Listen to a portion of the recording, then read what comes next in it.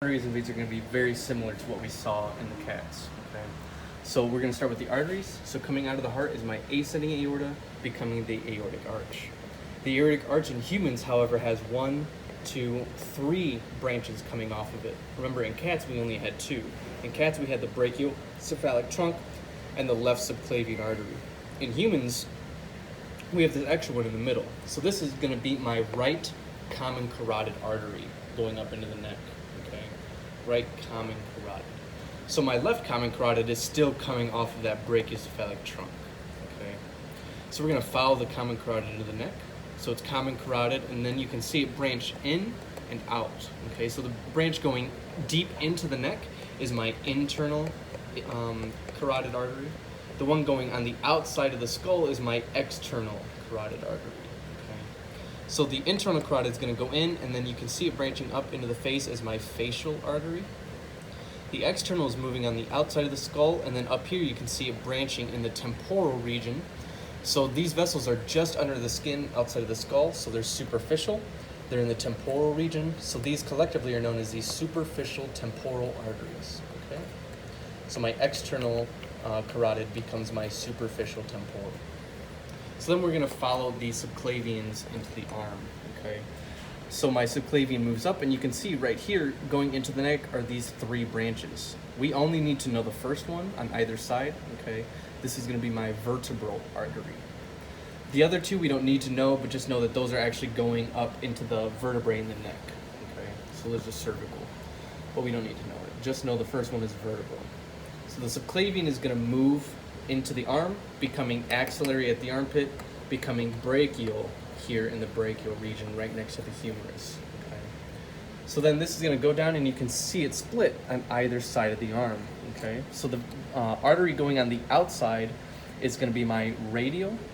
The one on the inside is going to be my ulnar. Okay, and that's in standard anatomical position with thumb facing out, palm facing forward. It's radial outside, ulnar inside.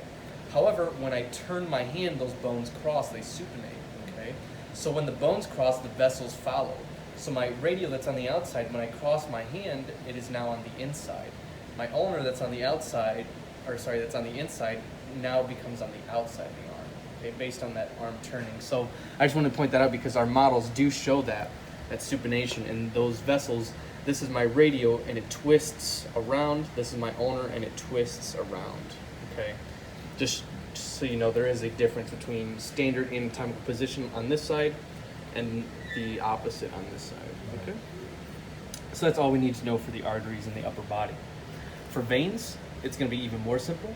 We have our superior vena cava coming out. Okay, we don't see our azygos; it's hidden by the lungs. Yeah, absolutely. So our superior vena cava comes up and branches in as this Y shape. Okay, so each arm of the Y is also our brachiocephalic vein. So the brachiocephalic vein also has 3 branches off of it. It has my internal jugulars, my subclavian, and what's not pictured is my external jugulars. Okay, so there's actually an external jugular running parallel to my internal jugular here. Okay, but none of our models actually show that. All of our models only show internal jugulars. Okay, so then we'll follow our subclavian into the arm.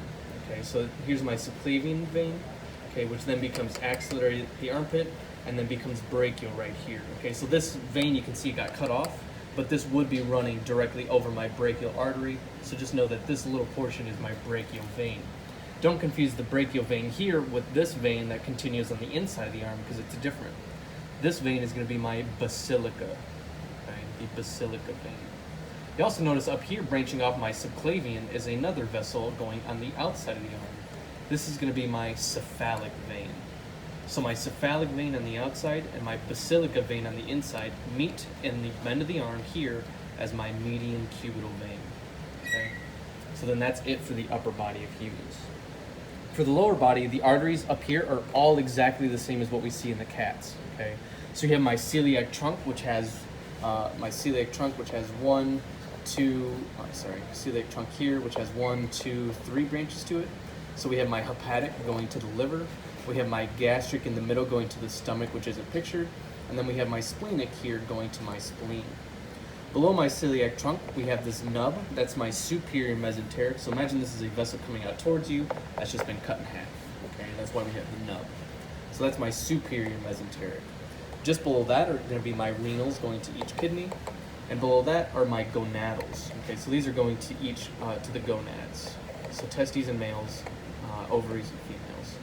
Below that is my inferior mesenteric artery, and then we get into the iliacs. So the iliacs in humans are different than what we had in cats. As you can see, there's just one large V iliac, whereas in cats we have the external iliac V, and then we have a smaller internal iliac V, which is missing here. Okay, so it starts out as common iliac artery first, then we have this internal iliac artery branch going towards the midline. So after this, it's now external iliac continuing into the leg. Okay. So it's external iliac up until this point. Right here, you can see it branching deep in towards the femur. So this is my deep femoral. So after this branch, the vessel continuing down the inside of the leg is my femoral artery. Okay, so this is femoral. Right here at the back of the knee, this is going to be my popliteal here, right? Popliteal artery. So just under my popliteal, you can see the artery branches to the front of the leg and the back of the leg. Okay. So the artery branching to the front is my anterior tibial artery. The one in the back is my posterior tibial artery. Okay. So then the anterior tibial artery will give rise to my dorsal pedis artery at the top of the foot. So that's it for the arteries in the lower body. For the veins, we ignore everything in the abdomen. Okay, we only focus on the iliacs down. So for the veins, they're going to be exactly the same. We have the common iliac vein, the internal iliac vein, and then the external iliac vein continuing down. Right here, you can see it cut off. That would be my deep femoral. Okay, you can see it connecting there. There's my deep femoral vein. So then this is my femoral vein continuing down the leg. Right here, it shows that it's the side of the knee, but really behind the knee, this would be my popliteal vein. Okay, but we'll just call it that because, as you can see on the other side, where it does show the back of the knee, the vein got cut off. Okay, so we'll just consider this the popliteal vein.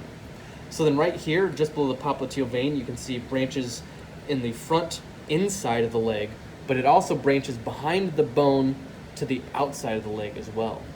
So the vessel on the inside front of the leg is my greater saphenous vein.